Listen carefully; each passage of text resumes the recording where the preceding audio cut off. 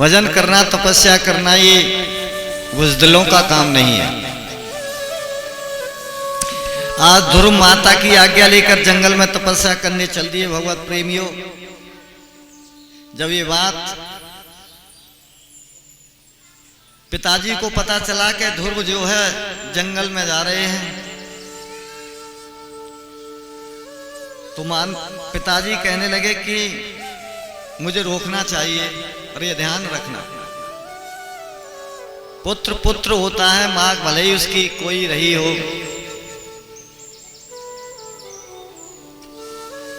ममता का नाम मां है, स्नेह का नाम पिता है। स्नेह होता है संतान से सब पिता को।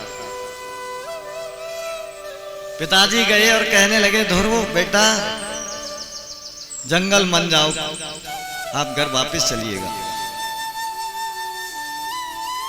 मैंने यहां तक देखा है भगवत प्रेमियों, कभी कभी मां और पिता अपनी संतान के हाथ जोड़ के और पैर छूने को भी कह देते हैं बेटा ऐसा मत करो। मैंने एक उस समाचार में देखा था, एक भाई अपनी बहन से कह रहा बहन ऐसा मत कर, रो रहा था लेकिन बहन पे कोई असर ना पड़ रहा था। एक माँ बाप रो रही थी कि बेटा ऐसा मत करो, हमारी कुल की लाज चली जाएगी, लेकिन कोई फर्क नहीं पड़ रहा। अगर माँ को दुख दे करके अगर माँ के जन्मों के दुख दूर करो तो माँ को दुख देना स्वीकार तो है, और मां को दुख दे के जन्मों तक उसे दुख दे जाओ, ये कैसे स्वीकार किया जाए। पिता जाते हैं, कहते हैं ध्रुव बेटा आप वन ना जाओ।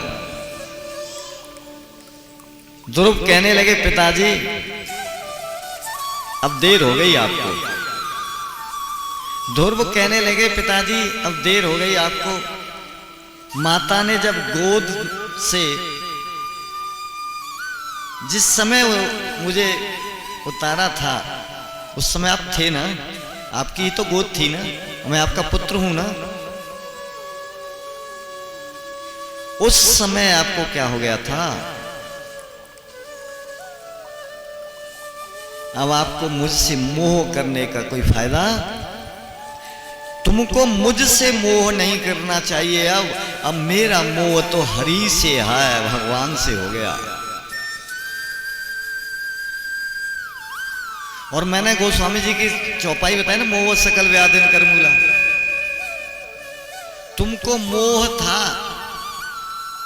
मां से, सुरुचि से, उसका फल है मोह सकल व्याधिन कर मूला। पिताजी अब मुझे मोह हरि से है।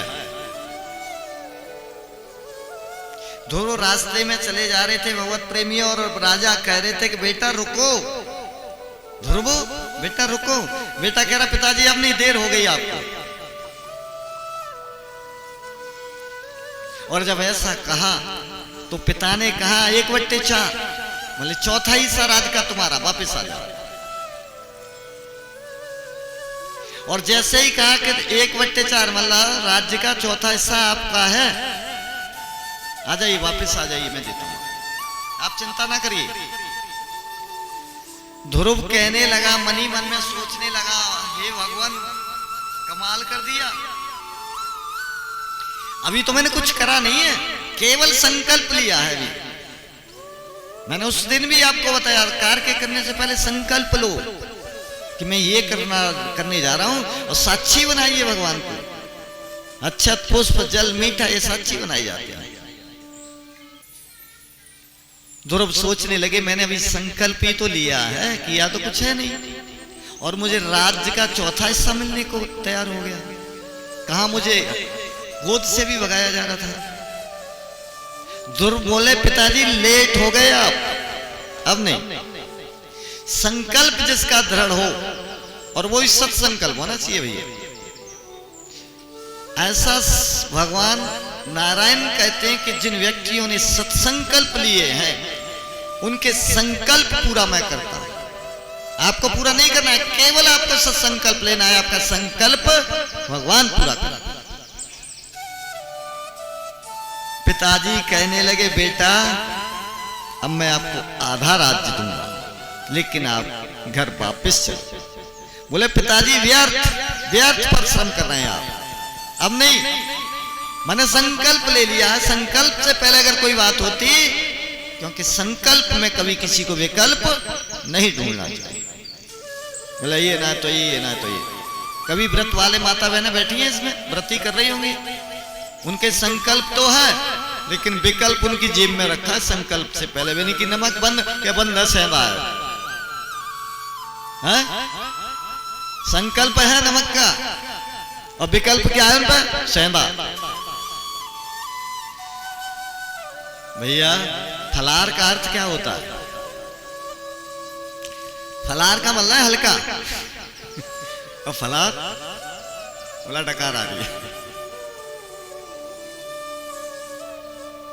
माता और बहनों, सत्संकल्प लेके देखिए एक बार, और विकल्प नहीं होना चाहिए। मैं आपको विश्वास दिलाता हूं, भगवान नारायण आपके संकल्प के पूरे करने का पुरजोर मेहनत करेंगे, और संकल्प आपका पूरा होगा, पक्का। मेरे जीवन का अनुभव है ये।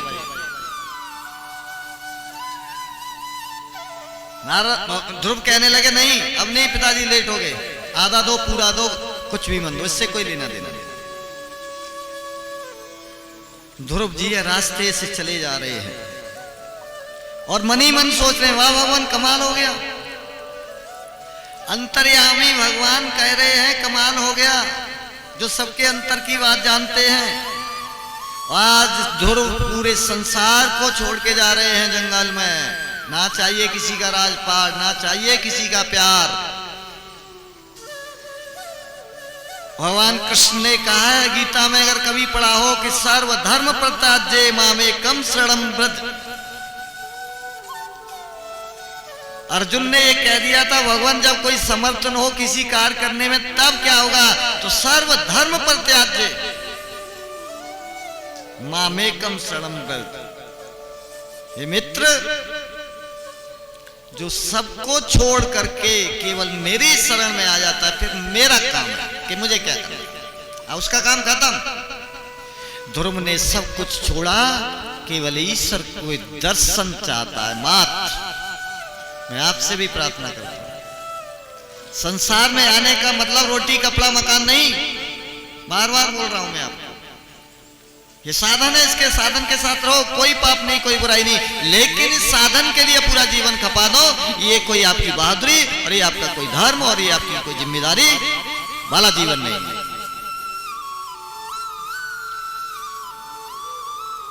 भगवान कहने लगे, आज इस बच्चे ने इतना जबरदस्त संकल्प लिया है, भेज दिया नारद जी को प्रेरणा देने के लिए। और जिसका गुरु सच्चा हो, और जिसे सच्चा गुरु मिल जाए, फिर सत्संकल्प पूरा हो या न हो, लेकिन भगवान निश्चित उनको मिले। और भगवान को प्राप्त करने का उद्देश्य अगर किसी मनुष्य के जन्म का है, तो यही उद्देश्य है, कोई दूसरे उसके जन्म का उद्देश्य नहीं है। कारण कुछ भी बन जाए, आज ध्रुव जी को तो केवल मां का उपदेश, सौतेली मां ने जगा दिया। कभी कभी जो बुरे होते हैं वो बड़े बड़े भले काम कर जाते हैं। हो गया कल्याण, ध्रुव जी का उपदेश मिल गया मां सौतेली मां का, और मां ने भी कह दिया, बेटा अगर यहां दुनिया में आओ कोई तुम्हारी सुन सकता है, तो फिर सिवा भगवान के अलावा कोई नहीं। ये दुख तो भगवान दूर कर सकते हैं। नारद जी ध्रुव जी के पास आते हैं और आकर के कहते हैं, बालक तुम किसके पुत्र हो और इस निर्जन वन में अकेले कहां जा रहे हैं, ये तो बताओ यार। नारद जी कहने लगे, हे बालक, आप आखिर हैं किसके पुत्र और इस निर्जन जंगल में कहां अकेले जा रहे हैं? और ध्यान रखना, आज इस कलयुग में भी ब्रह्मा के मानस पुत्र नारद जी सच्चे भक्त को मार्गदर्शन दिखाने के लिए आज भी भ्रमण करते हैं और लोगों को मिलते हैं, जैसे ध्रुव को मिले।